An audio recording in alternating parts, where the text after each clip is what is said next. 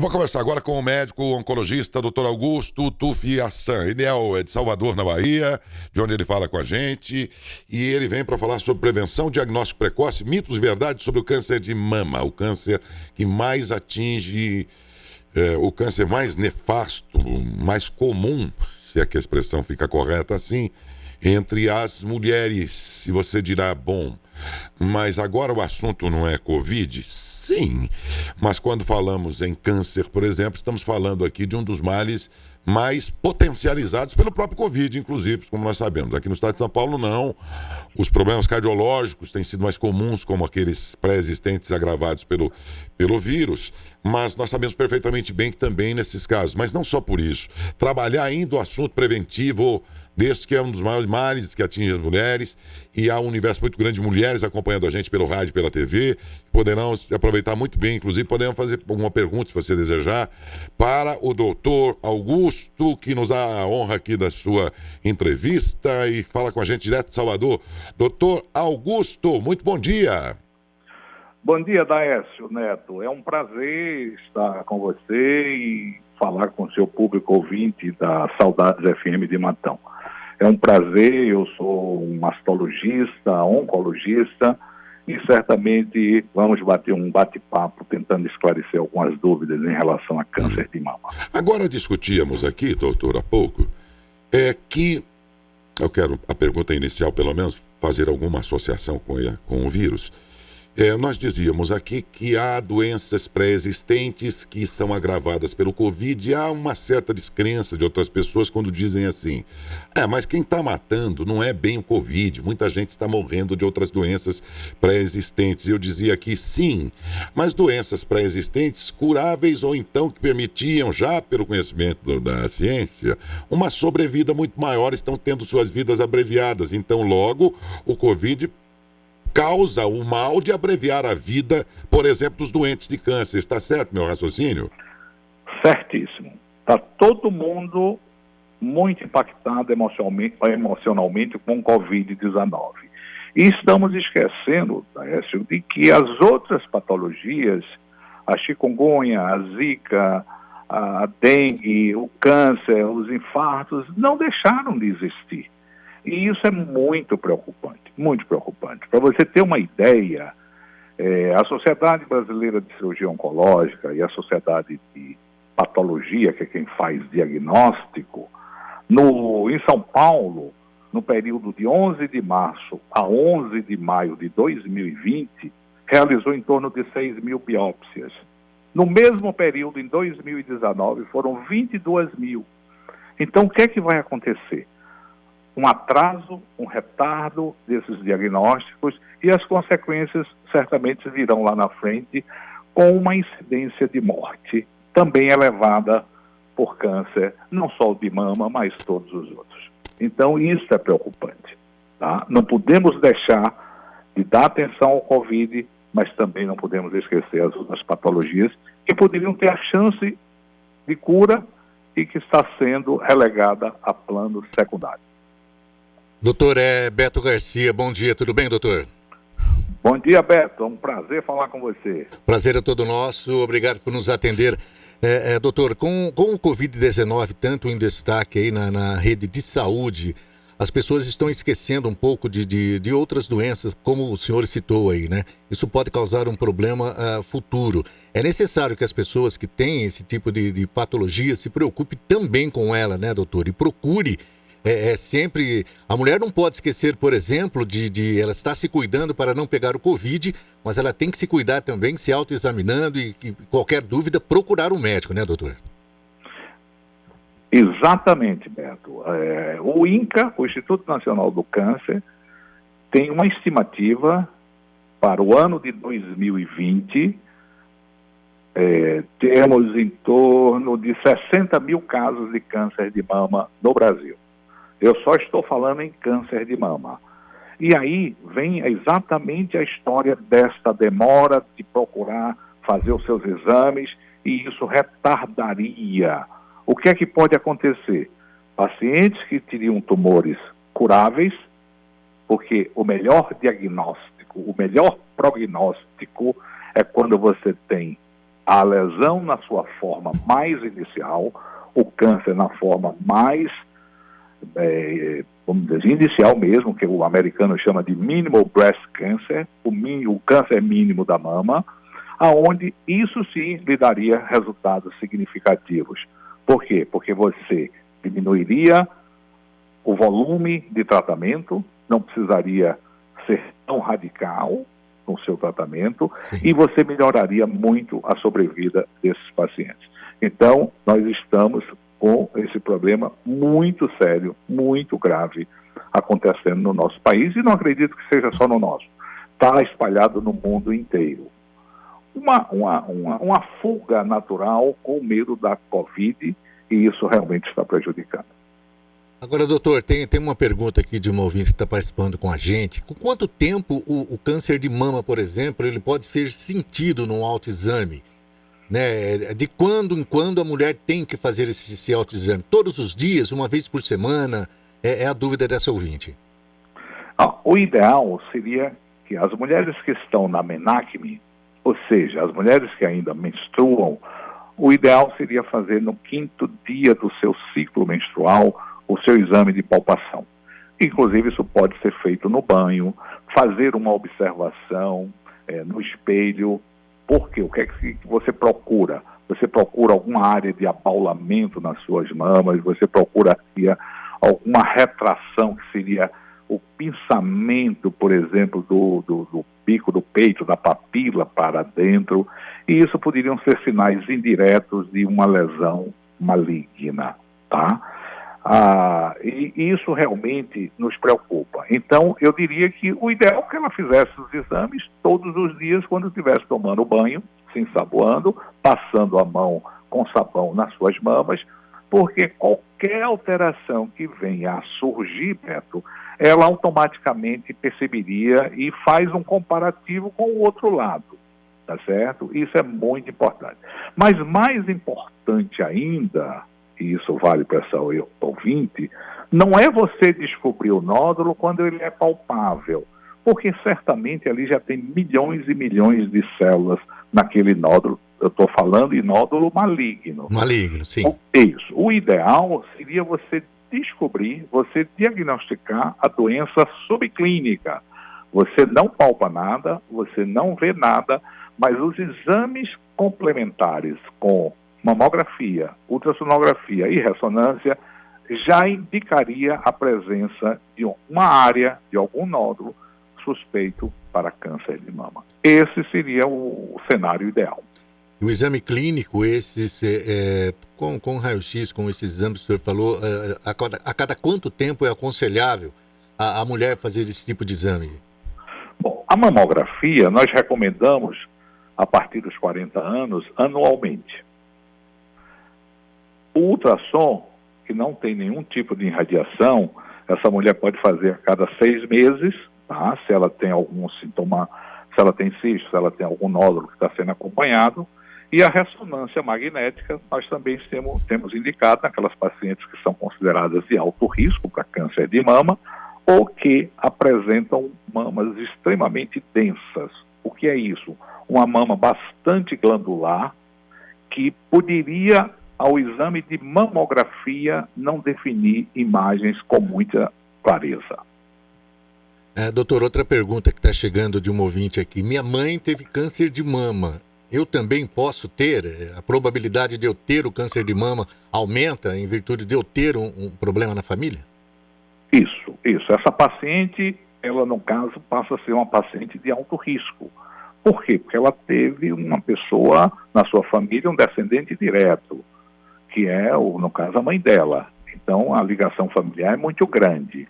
Essas pacientes, a depender da idade e do tipo de câncer que a senhora mãe dela teve, seria interessante ela ver, investigar e, se for o caso, fazer até uma avaliação que nós chamamos de uma avaliação oncogenética, que seria tentar descobrir algum tipo de mutação no DNA dela que seja indicativo de um risco para câncer de mama.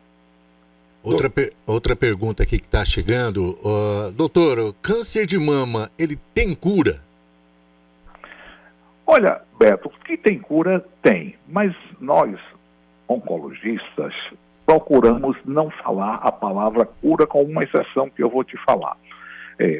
Todas as vezes que você tem um câncer de mama numa fase muito inicial, e se tratar de um câncer de um bom prognóstico, ele sendo bem tratado, sem precisar de nenhuma mutilação, você, principalmente nos tumores chamados luminal A, você chega até 96%, 97% de chance de cura dessas pacientes.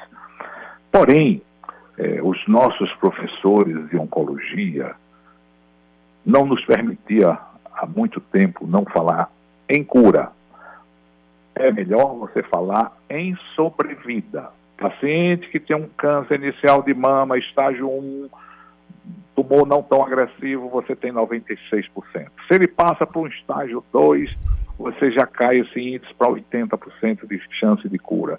Se ele é um estágio 3, que é isso? Significa que o tumor cresceu, que já é um tumor mais volumoso, você já cai para 60%. Então, há uma avaliação nesse sentido. Quando você tem um carcinoma, chamado carcinoma in situ, que é um tumor que ainda está restrito ao ducto mamário ou ao alvéolozinho mamário, ele não rompeu aquela barreira, aquela membrana para cair no tecido conjuntivo.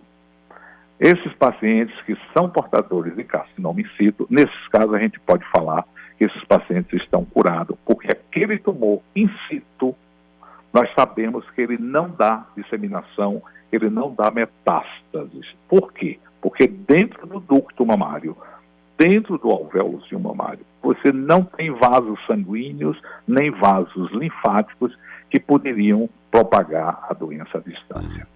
Doutor Augusto, 95% diante de uma doença tida ainda como incurável, convenhamos que é uma performance muito boa, nesse caso, do câncer de mama. Os demais cânceres, poderemos ter em breve um sucesso tão grande quanto esse do câncer que incide nas mamas?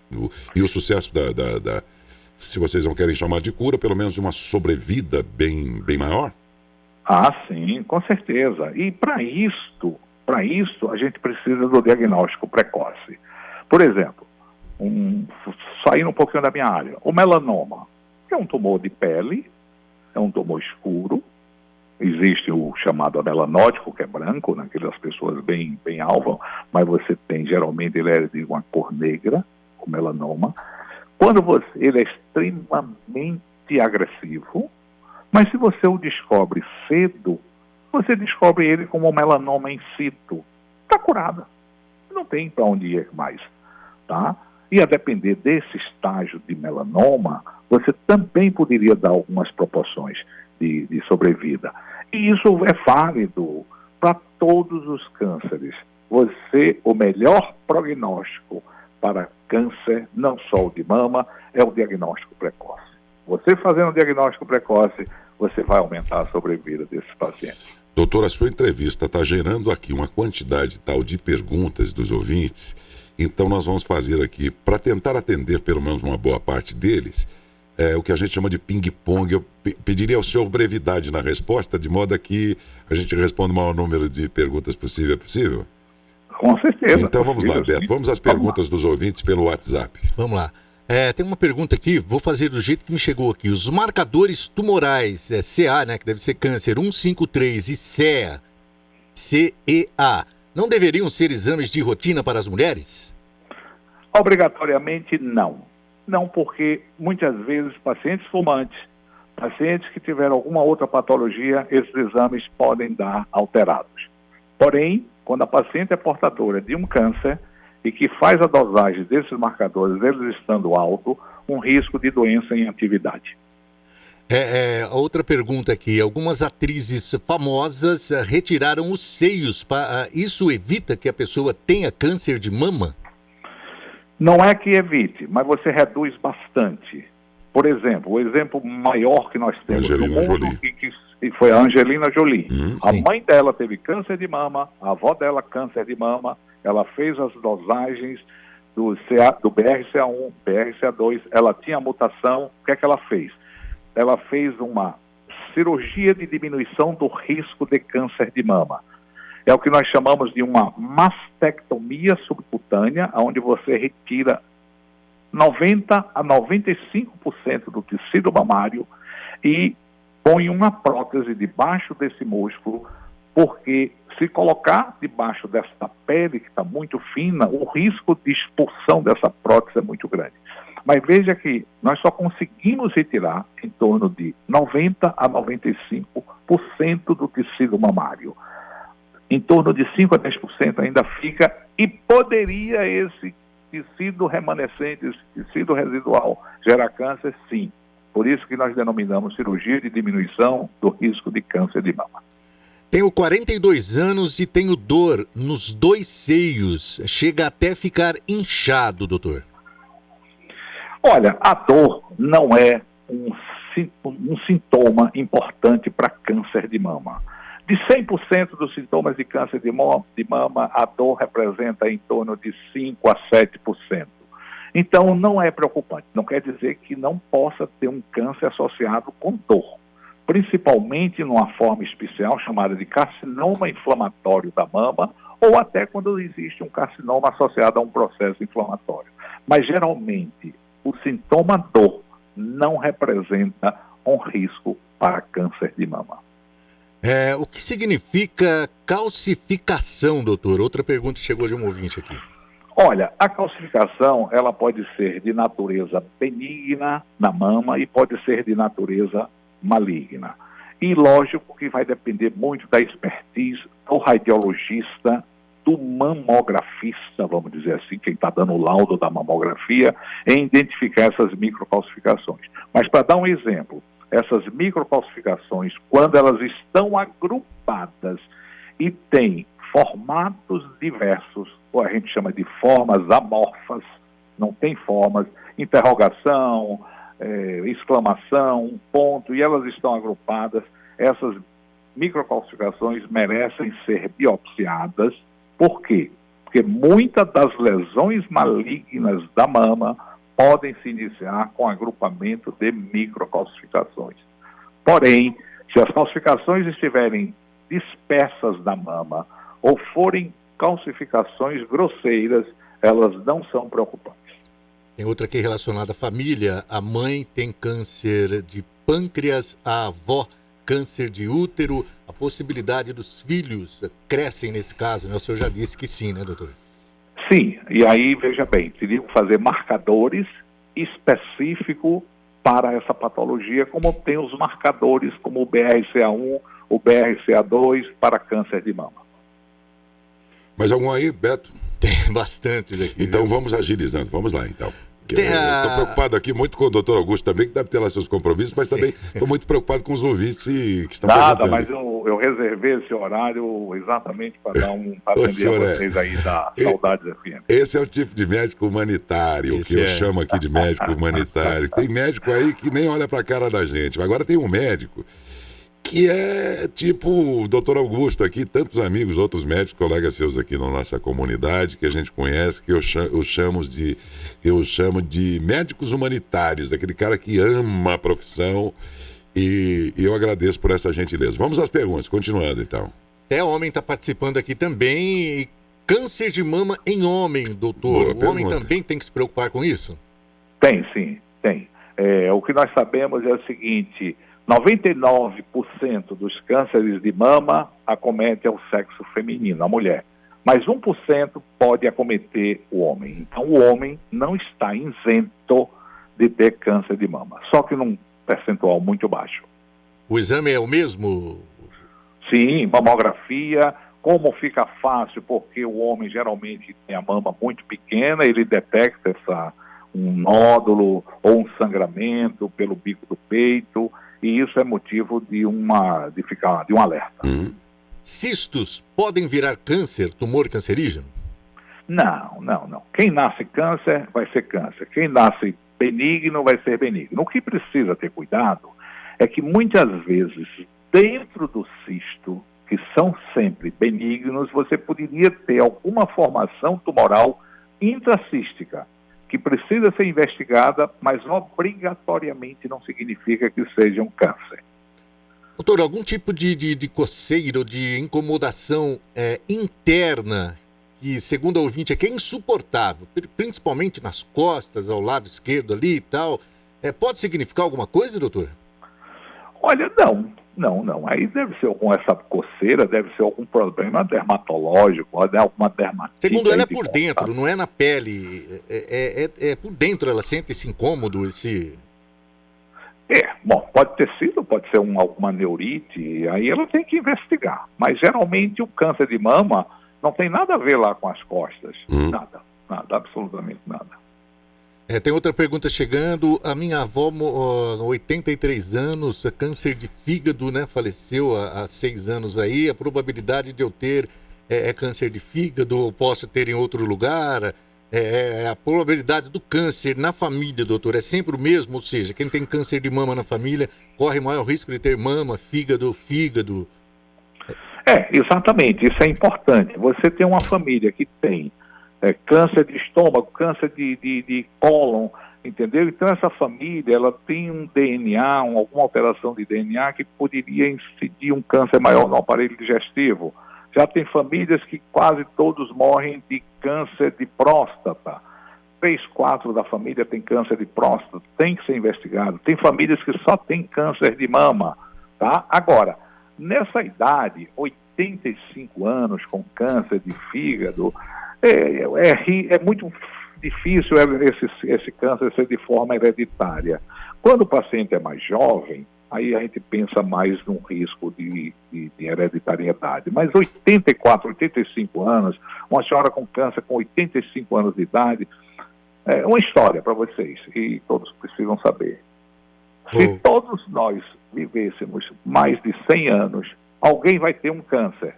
Não importa de onde. Por quê? Pelo envelhecimento celular. As células não resistiriam. O coração tá bom, o pulmão tá bom, mas vai ter um câncer de bexiga, vai ter um câncer de pâncreas, vai ter um câncer de mama ou qualquer coisa desse tipo. Vamos ver mais uma pergunta aqui. Vamos fechar com essa pergunta, então? Para fechar, doutor. Hoje usa-se muito o lado estético, né? Principalmente silicone nos seios, doutor. A pergunta é a seguinte: a mulher que faz esse procedimento, ela corre o risco de ter... aumentar a chance de ter o câncer, doutor? Olha, essa pergunta é muito interessante. Não é que aumente a chance de ter o câncer. Antigamente, você não tinha muito como avaliar, porque só a mamografia e o ultrassom não seria, vamos dizer assim, impactante nesse diagnóstico. Hoje, com o advento da ressonância magnética nas pacientes que usam prótese, que a gente considera hoje o exame padrão ouro, porque a gente avalia a prótese e avalia o tecido mamário. Está acontecendo uma coisa interessante, Beto e Daércio, que é uma nova entidade surgindo, e isso, por favor, as mulheres não fiquem assustadas que têm prótese. Está surgindo um chamado linfoma anaplásico nas mulheres que passaram a fazer um implante de prótese. E o que é isso? Isso é um tipo de câncer, tá? Que acontece exatamente ou no líquido que começa a se formar dentro da cápsula, ou então alterações no contorno ou alguma projeção tumoral na cápsula que envolve a prótese. É o chamado linfoma anaplásico. Mas quero tranquilizar vocês também, e esse linfoma, ele só tem um diagnóstico preciso através da ressonância magnética. Mas quero tranquilizar as mulheres que em mais de 30 milhões de implantes de prótese, nós temos hoje registrado em torno de uns 700 casos. Então é muito baixo, mas as mulheres precisam ficar atentas, principalmente em relação às próteses texturizadas. São aquelas meias rugosas. Doutor Augusto, como última pergunta, e esta é minha. Hoje há essa grande discussão sobre a questão da hidroxicloroquina e tudo mais, mas eu não vou perguntar ao senhor sobre a questão de eficácia ou não, porque seria indelicado, já que a entrevista pautada aqui com o senhor foi sobre a sua especialidade e sobre o câncer de mama. Porém, a pergunta é cabível sim, não quanto à questão, à eficácia do remédio, em que estágio, nada disso. Eu faria a seguinte pergunta ao senhor, enquanto profissional de medicina, sobre a questão da prerrogativa do médico, porque muitos colegas seus ficam como que a supor, ou pelo menos deixam entender, que este remédio, cuja eficácia ainda está sendo testada e tudo mais, coloca o médico numa situação bastante delicada de se responsabilizar sozinho pelas decisões, no máximo com o seu paciente, mas depois a responsabilização profissional não tem implicação em nenhum outro setor, Anvisa, conselhos de medicina e tudo mais. Acaba que o médico se torna responsável por algo que não está cientificamente ainda provado, mas que é desejado ou então pedido, às vezes, pelo paciente, né? Que situação é essa, doutor? O que o senhor acha, nesse caso aqui, dessa implicação direta do médico como único responsável por uma situação absolutamente provisória ainda, né? É nesse sentido que eu queria a opinião do senhor a respeito, doutor. Pronto, Décio, essa pergunta é fantástica e a gente tem que dizer o seguinte: hoje a gente tem um agente infeccioso desconhecido. Ainda não há uma vacina para preveni-lo, nem um remédio para acabar com ele. Ponto. Isso é fato.